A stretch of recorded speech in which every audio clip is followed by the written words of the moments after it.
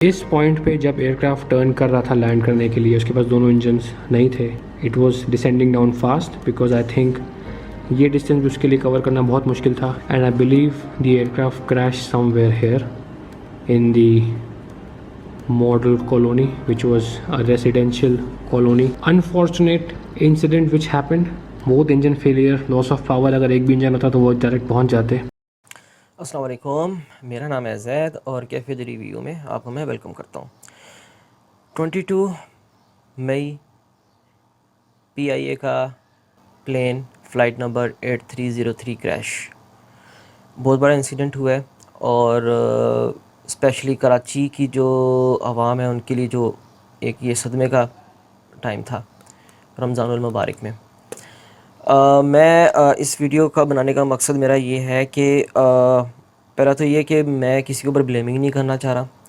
मैं इसको जिस तरह हमारे सोशल मीडिया पे लोग इस जो सिनेरियो को लेके जो चल रहे हैं, ब्लेमिंग गेम जो चल रही है, मैं वो नहीं करूँगा इसके ऊपर।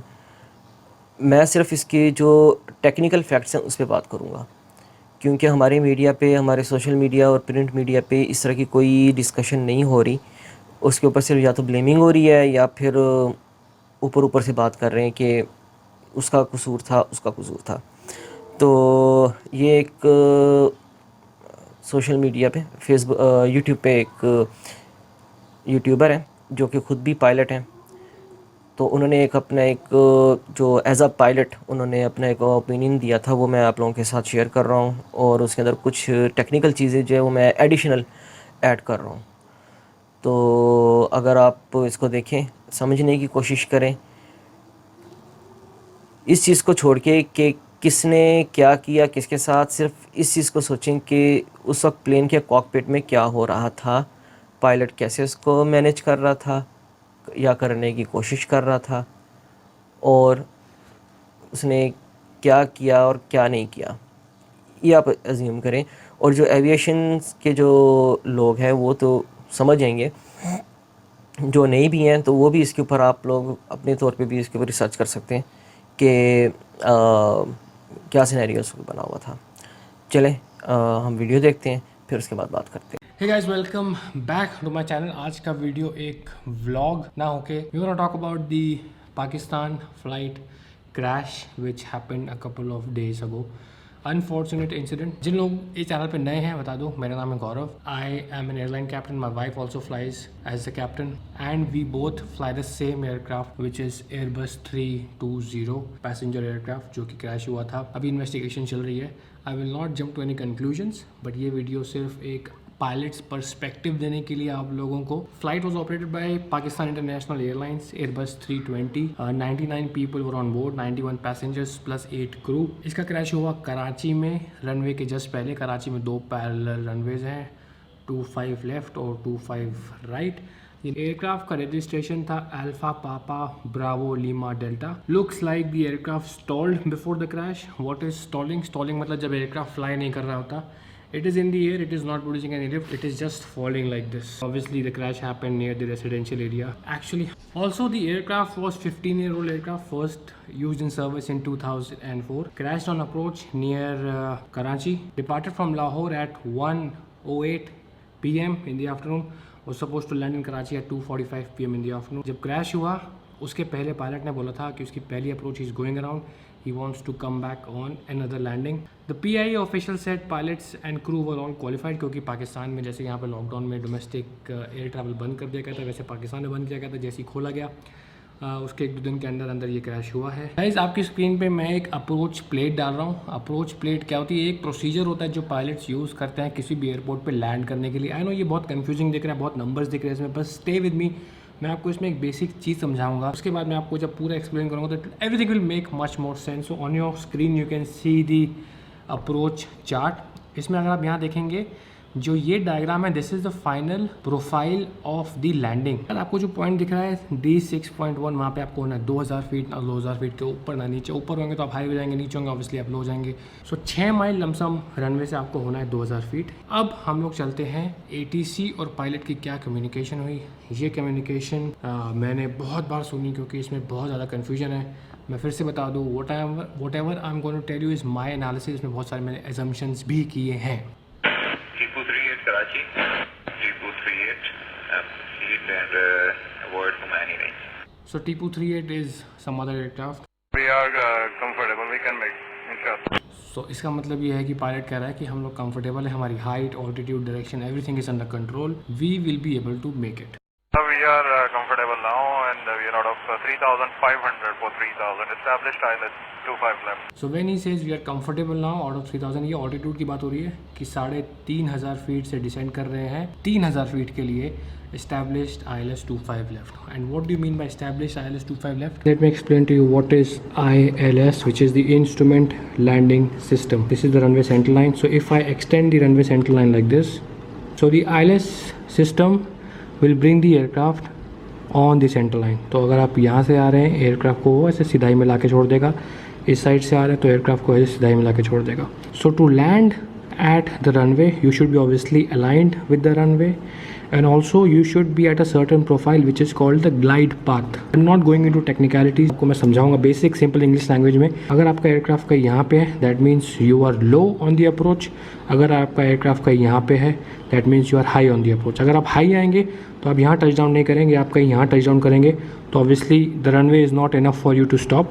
अगर आप लो आएंगे तो आप रनवे पे टच ही नहीं कर पाएंगे, आप कहीं यहाँ टच करेंगे और आप क्रैश हो जाएंगे। So when the pilot says we are out of 3,500 to 3,000 established ILS 25 left, मतलब ये रनवे अगर 25 लेफ्ट है, he is established on the localiser and on the glider, मतलब वो रनवे की सिधाई में है और वो प्रॉपर ऑल्टीट्यूड में है, which is perfect for landing. We are established on ILS 25 left. ATC is saying here turn left heading 180, but the pilot is saying sir we are established on ILS 25 left. Usually these both are contradicting. अगर आप established हो चुके हो तो ATC का कोई मतलब नहीं बनता आपको लेफ्ट राइट देने के लिए, मतलब established मतलब आप रनवे की सिधाई में हो और प्रॉपर ऑल्टीट्यूड पे हो लैंड करने के लिए। बट कभी कभी क्या होता है, जस्ट आप लोकलाइजर कैप्चर करते हो या एयरक्राफ्ट जस्ट टर्न हो रहा होता है रनवे की सिधाई में, तो हमको इंडिकेशन दिखा देता है वो कि लॉक कैप्चर हो चुका है, बट ATC को दिखाता है कि हम स्टिल टर्न कर रहे हैं।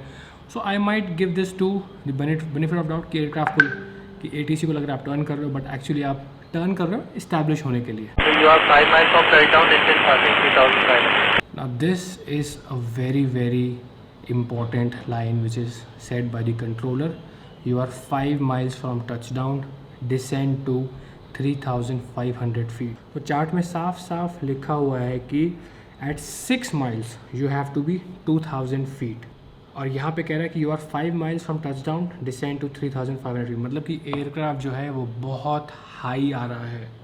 It is not at the prescribe altitude for landing. थोड़ा सा कॉम्प्लेक्स हो रहा है बट मैं सिंपल भाषा में समझाऊंगा। जैसे मैंने आपको कहा था कि ILS होता है you are at align with the runway in the centre line और आप करेक्ट हाइट पे आ रहे हो, बट कभी कभी एक फॉल्स ग्लाइड स्लोप नाम की भी एक चीज़ होती है। पहले वो आना थोड़ा सा टेक्निकल हो रहा है, आपकी हो गई ग्लाइड स्लोप जिसपे कि एयरक्राफ्ट को होना चाहिए for normal landing, but this is called a false glide slope.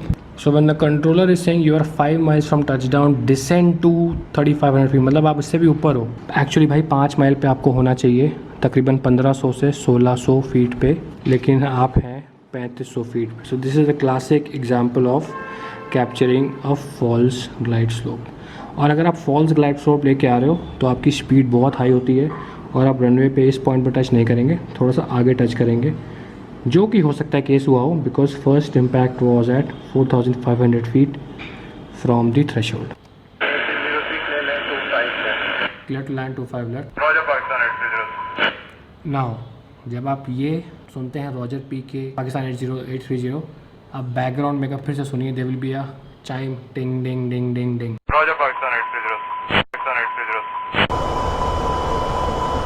सुना आपने, ting ding ding ding ding, that means continuous repetitive chime हो रहा है। ये कब आता है?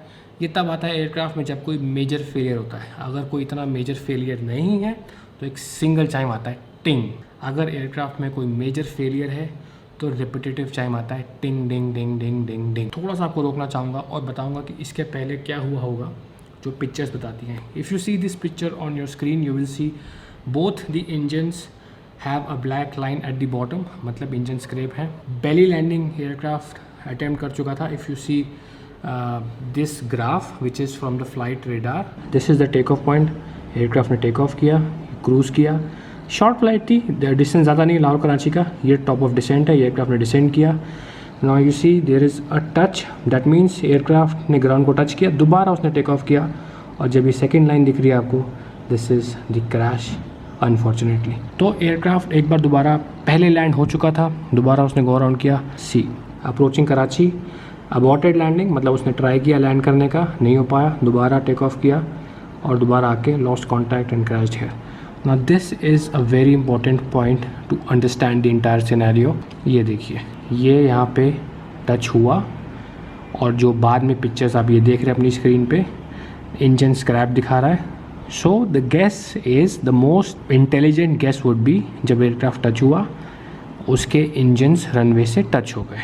Now if you see this photo, usually this is the aircraft landing gear. अगर ये लैंडिंग गियर डाउन होते हैं, there is no way the engine can touch. But the assumption और the most intelligent guess which we could take is, जब aircraft पहले land हो रहा था, एयरक्राफ्ट की लैंडिंग गियर के साथ कुछ प्रॉब्लम थी, landing gear was not down और इट वॉज नॉट लॉक्ड.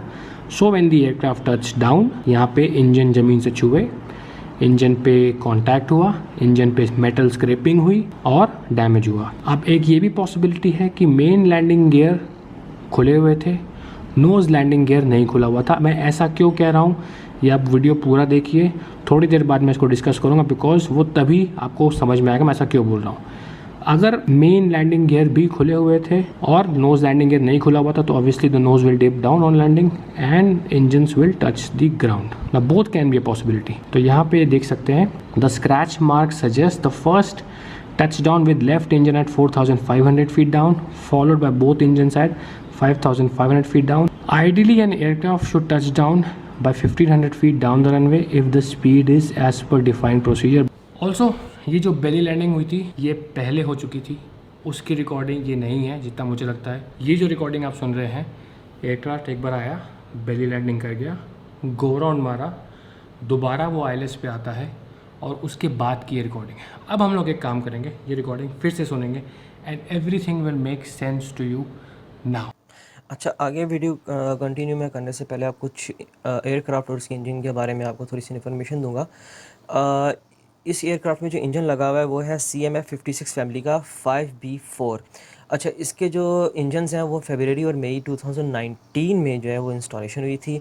और अकॉर्डिंग टू विकीपीडिया इसके जो लैंडिंग गियर है, the landing gears was installed in October 2014 and was next due for servicing and replacement after 10 year lease. अच्छा, इसकी जो plane के नीचे जो ब्लैक कलर की मार्किंग है, ये आफ्टर फर्स्ट अटैम्प्ट टचडाउन है और ये स्क्रैच आए हुए हैं.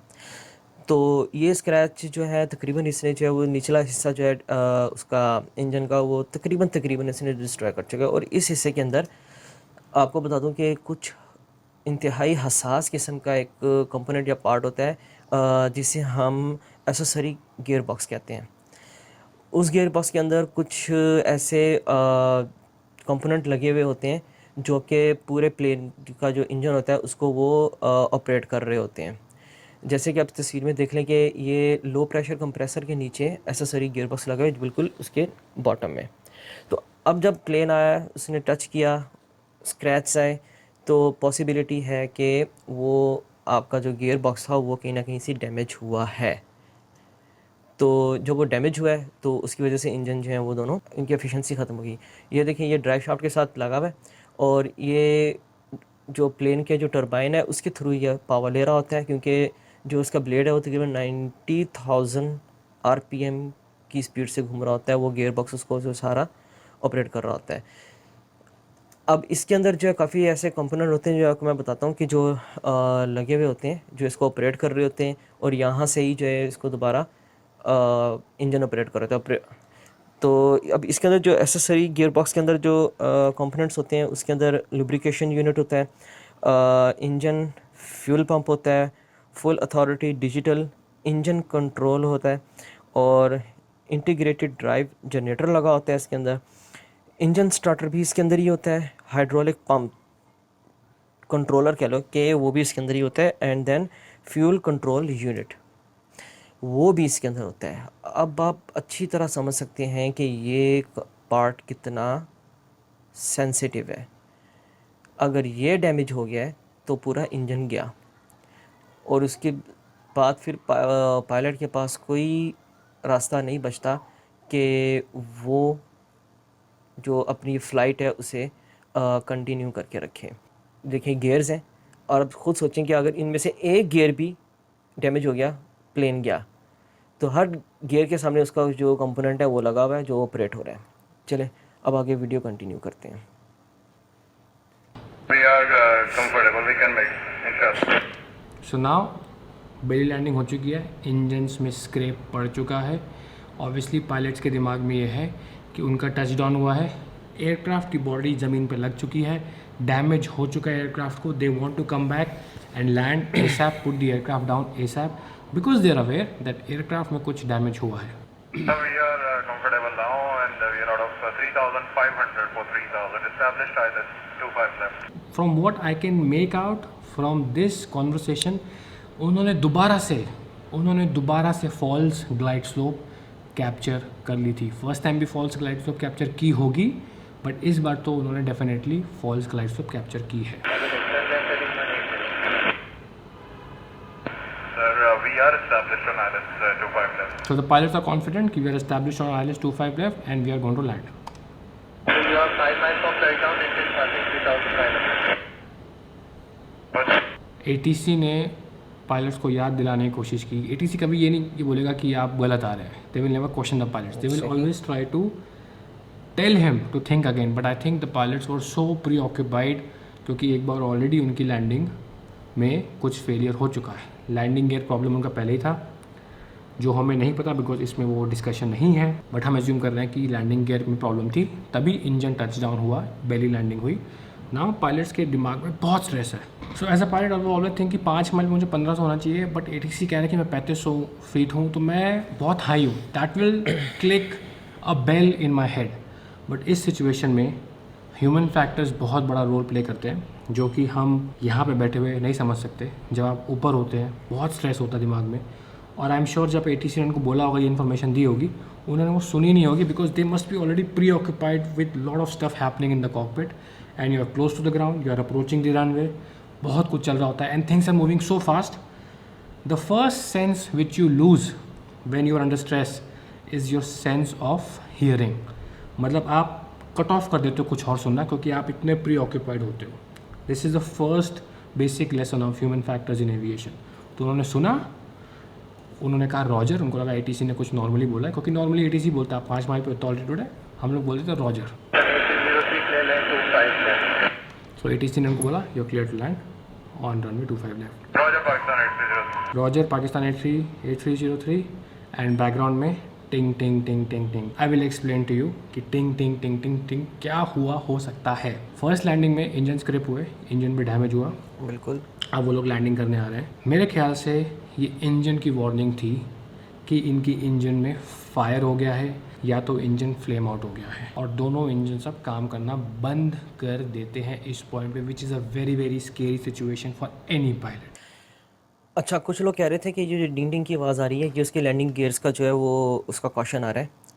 लेकिन मैं आपको बता दूं कि इंजन फेलियर पे भी यही आपका क्वेश्चन होता है प्लेन का, कि कोई भी प्लेन है वो अगर उसका इंजन फेल हो रहे हैं तो ये क्वेश्चन आ रहा होगा, और उसका मतलब ये कि इंजन में बंद हो रहे हैं या उसमें फायर लग गया है, कुछ भी है।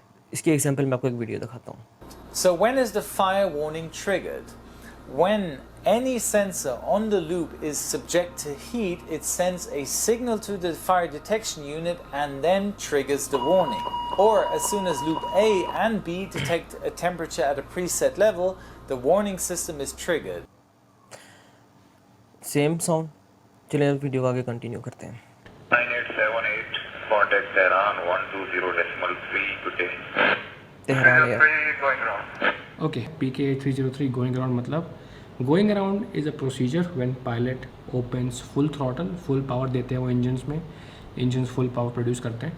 अगर आप लैंडिंग के लिए ऐसे आ रहे थे, आप you again gain altitude, you climb up and you come back for landing. अब इस केस में this is again my understanding, my guess with the limited amount of resources I have, कि जैसे ही उनको टिंग टिंग टिंग टिंग बजा, उन्होंने इंस्टिंक्टिवली पावर डाली और उन्होंने कहा कि हम ये अप्रोच नहीं कर रहे हैं, हम गो अराउंड करेंगे और दोबारा लैंडिंग के लिए आएंगे। और यू मस्ट बी थिंकिंग कि दोनों इंजन्स अगर फेल हो गए हैं तो वो ऐसा क्यों कर रहे हैं, देखते भी आगे।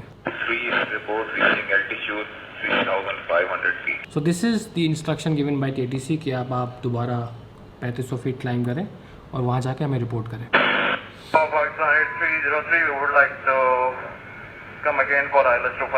एयरक्राफ्ट ने कहा कि हम दोबारा लैंडिंग के लिए आने की कोशिश करेंगे, we would like to come again for ILS 25 left.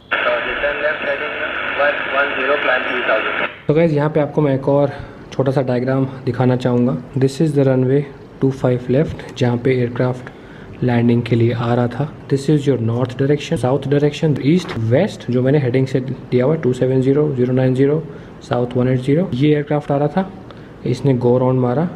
Aircraft ने कहा कि मुझे दोबारा ILS के लिए आना, मतलब मेरे को दोबारा आप वेक्टर करके यहाँ पे डाल दो कहीं, मान लो ये पेज बड़ा है तो कहीं यहाँ डाल दो ताकि मैं दोबारा यहाँ से आके लैंड कर सकूँ। ATC ने बोला टर्न लेफ्ट, क्योंकि ऑब्वियसली एयरक्राफ्ट का डायरेक्शन ये होगा टर्न लेफ्ट हेडिंग 110। सो 110 कहाँ पे होगा, अगर 090 यहाँ पे है, 180 यहाँ पे, तो 110 कहीं यहीं पे होगा। तो ATC ने उसको कहा turn left heading 110। So this was the instruction. I hope diagram से थोड़ा ज़्यादा क्लियर हो गया होगा आपको। तो बेसिकली ATC का दिमाग में क्या चल रहा था, एयरक्राफ्ट को मैं यहाँ से घुमा के, तो if this is the extended centre line, यहाँ से घुमा के एयरक्राफ्ट को मैं यहाँ से ला के दोबारा उसको यहाँ डाल दूंगा इस डायरेक्शन में, ताकि वो लैंडिंग के लिए चला जाए।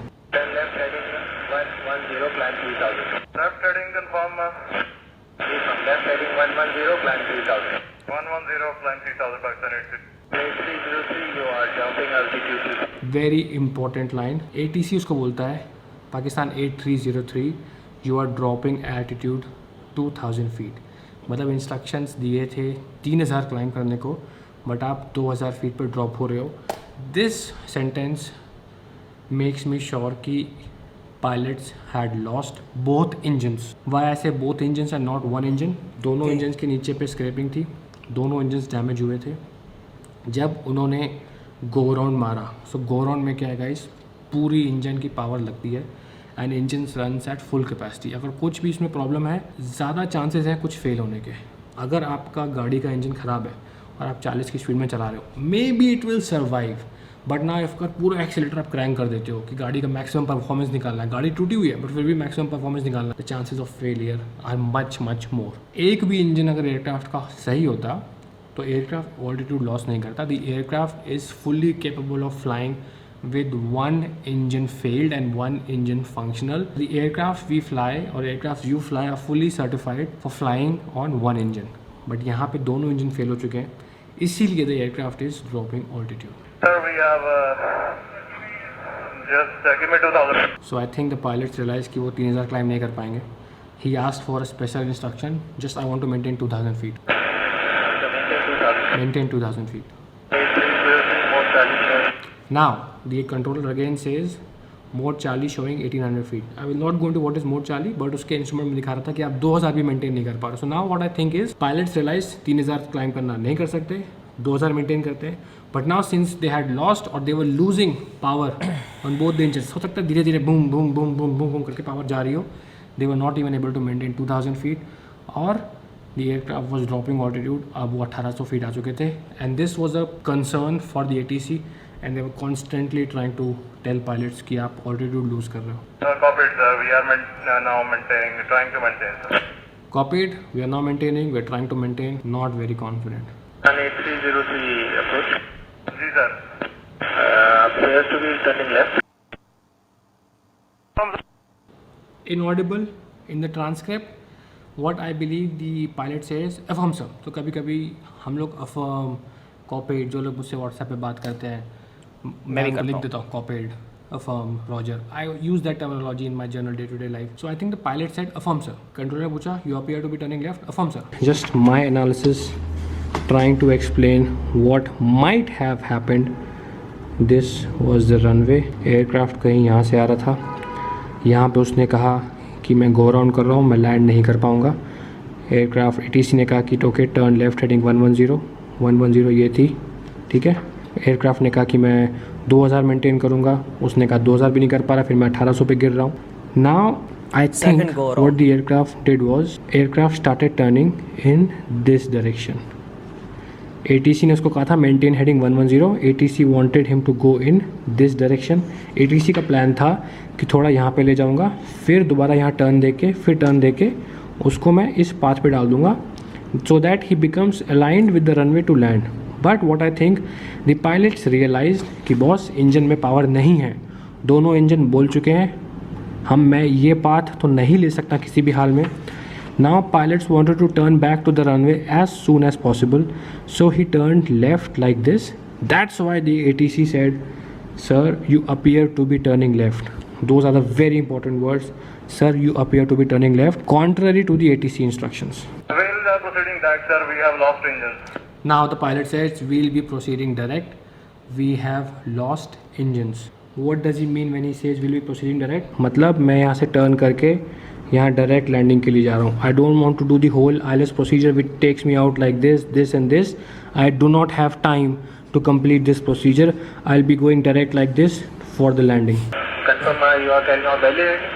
Now this is also a very important statement when ATC says confirm you are carrying out belly landing. No, ATC का मतलब ही नहीं बनता है पूछने का कि भाई तुम belly landing, तुम कुछ भी करो.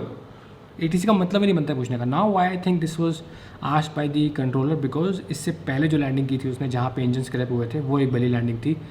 That's why the controller asked again confirm you are carrying on belly landing.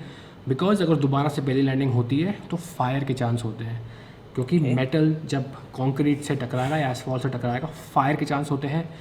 Engines के ऊपर विंग्स होते हैं, विंग्स में फ्यूल होता है तो फायर एक्सप्लोड होने के चांस होते हैं. So the ATC has to prepare themselves with fire trucks and all the emergency services. They were preparing themselves. I think that's what they were, that's why they asked this question. Runway available to land at 25. Now when the ATC knew कि emergency हो चुकी है, he said runway available to land 25. Roger. Roger. Sir, Mayday, Pakistan 830. Now the pilot says Mayday, Mayday, Mayday. Mayday is an emergency call. That means now you need. This is an emergency situation.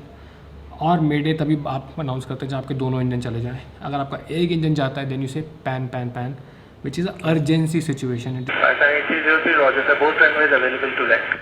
So when he says Mayday, obviously this guy is the priority. He will stop all other traffic. अब ATC की priority है कि भाई इस बंदे को मैं land कराऊँ. वो सब कुछ बंद कर देगा एयरपोर्ट में, बस इस बंदे को उसको लैंड कराना है, उसकी प्रायोरिटी है.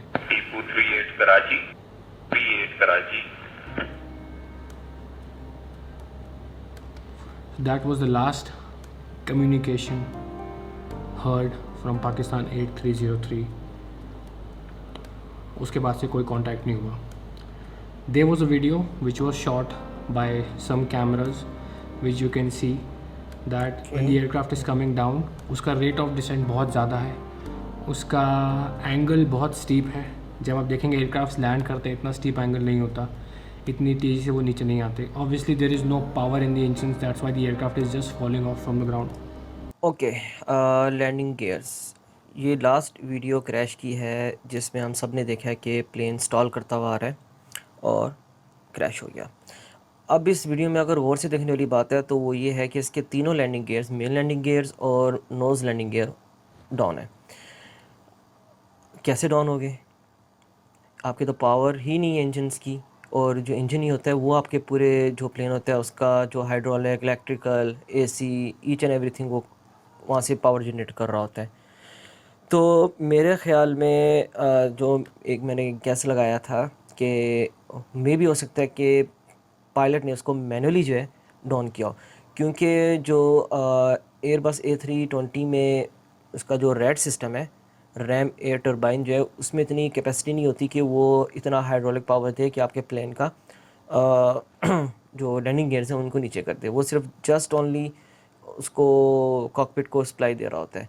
तो इसके अंदर एक आइडिया है कि उन्होंने इसके अंदर जो चीज़ यूज़ की होगी वो होगी emergency gravity gear extension handle, जिससे पायलट एमरजेंसी में मैन्युअली उसके जो हाइड्रोलिक और इलेक्ट्रिकल सिस्टम को बाईपास करके उसको डाउन कर सकता है. माइट बी पॉसिबल कि पायलट ने गो राउंड के दौरान किसी तरह मैनेज करके और उसको डाउन कर लिया, लेकिन उसका फिर मसला क्या आता है? ड्रैग. जब आपके लैंडिंग गियर्स डाउन हो जाते हैं प्लेन के, तो प्लेन के ऊपर एक ड्रैग फोर्स पड़ना शुरू हो जाती है, हवा रुकना शुरू होती है. आप खुद सोचें, इंजन आपके बंद है और आपका जो प्लेन है वो जा रहा है, लेकिन लैंडिंग गियर्स उसके डाउन है और उसको ड्रैग फोर्स पड़ रही है, तो उसकी स्पीड ग्रेजुअली स्लो होती जाएगी। तो मेरे ख्याल में यहाँ पे भी यही हुआ है इसके साथ कि लैंडिंग गियर जब निकला है डाउन हो गए हैं, तो इंजन में पावर नहीं थी, तो वो स्टॉल करता हुआ नीचे आ गया। And also they provide you a lot of other functions like air conditioning, electricity, hydraulics. So जब सब कुछ फेल हो जाता है, so the only last resort left with the aircraft is to extend a ram air turbine which is called the RAT. आप इसको simple भाषा में समझ सकते हैं, this is a mini engine which is the last hope. ये बहुत ही minimum electrical hydraulic power देता है एयरक्राफ्ट को, ताकि आपके पास कुछ तो रहे और आप मनूवर करके जहाज़ को लैंड करा सके। इस पॉइंट पे जब एयरक्राफ्ट टर्न कर रहा था लैंड करने के लिए, उसके पास दोनों इंजन्स नहीं थे। It was descending down fast because I think ये डिस्टेंस उसके लिए कवर करना बहुत मुश्किल था। And I believe the aircraft crash somewhere here in the model colony, which was a residential colony. Unfortunate incident which happened, both engine failure, loss of power. अगर एक भी इंजन होता तो वो डायरेक्ट पहुंच जाते। So that is my analysis, what I think. This was not easy for us to किसी conclusion पे नहीं आ रहा हूँ। ये आसान नहीं था, बहुत बार हमने टेप सुने। फिर एक बेस्ट गैस और एक बेस्ट एस्टिमेट जो मुझे लगा कि क्या हुआ होगा, मैंने वो रिक्रिएट करना चाहा अपने ऑडियंस के लिए, बिकॉज बहुत लोग एविएशन में इंटरेस्ट रखते हैं और बहुत लोगों को जानना होता है कि क्या हुआ। Will wait for the official investigation to come. इसमें टाइम लग जाएगा बहुत सारा। जब भी ऑफिशियल रिपोर्ट आएगी, कभी भी आएगी, I will try to tell you guys कि ऑफिशियली क्या हुआ था उस फ्लाइट में। So thank you for watching this video and rest in peace to everyone on that flight PK8303। और also जाते जाते एक रिक्वेस्ट, comment section में please be a little sensitive and please be a little generous because a lot of people lost their lives. I don't want you guys to type anything which people might not like. So yeah, thank you for watching this video. कल से regular blog अपना। Thank you.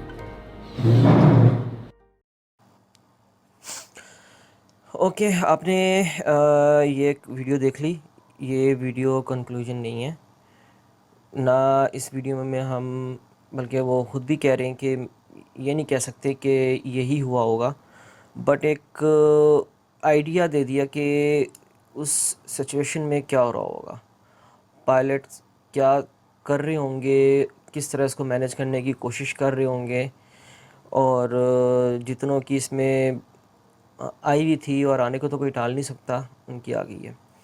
अब इस video में कुछ questions जो थे, मैंने बाकी जो रिसर्च की है, कई जो लोगों ने क्वेश्चंस इसके अंदर राइज़ किए हैं, कुछ मेरे ज़हन में भी आए, तो इंशाल्लाह होपफुली मैं अपनी नेक्स्ट वीडियो में जो है वो पॉइंट रखूँगा ताकि समझ आ जाए। लेकिन मेरे जो बाकी तमाम जो हमारी जनरेशन है, हमारे पब्लिक है, हमारी भाईजान, हाथ ज़रा हल्का रखें, क्योंकि ये मशीन है। और आप अगर देखें एयर क्रैश जितने भी दुनिया भर में होते हैं, तो उनकी जो इन्वेस्टिगेशन होने में महीनों नहीं सालों भी लग जाते हैं, तो इतनी जल्दी रिपोर्ट आए। लेकिन रिक्वेस्ट कर सकते हैं हायर अथॉरिटी, वज़ीर-ए-आज़म पाकिस्तान, सदर और जो बाकी जितने भी इदारे हैं, PIA के CEO अरशद मलिक साहब जितने भी हैं, कि आप इसकी आप रिपोर्ट दे दें, क्योंकि इसमें बहुत सारी चीज़ें सामने भी आई हैं और इसके आई विटनेसेस भी बहुत हैं।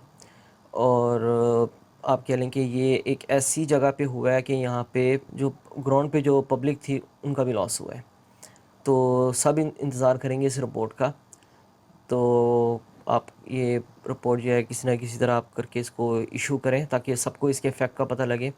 ये जो ब्लेमिंग गेम चल रही है सबके ऊपर कि इसमें फ़लाँ का कसूर है तो फ़लाँ का कसूर है, तो ये ख़त्म हो। और खुदा रहा ये पायलट्स के ऊपर जितने भी लोग करने की कोशिश कर रहे हैं, या किसी एक फ़र्द या एक अदारे के ऊपर करने की जो इल्ज़ाम तराशियाँ करने की कोशिश कर रहे हैं, आप लोग जो है दुआ तो पहले ये करें कि जितने भी इसमें लोगों की शहादतें हुई हैं, अल्लाह उन सब की मग़फ़िरत फ़रमाए, और जो ज़ख्मी है उनको जल्द से जल्द भी अता फ़रमाए। लेकिन आप लोग जो है इस तरह की जो सोशल मीडिया पे शोर शराबा करके जो अपने कंट्री का जो एक इमेज है वो ख़राब कर रहे हैं, तो ये भी सही नहीं है।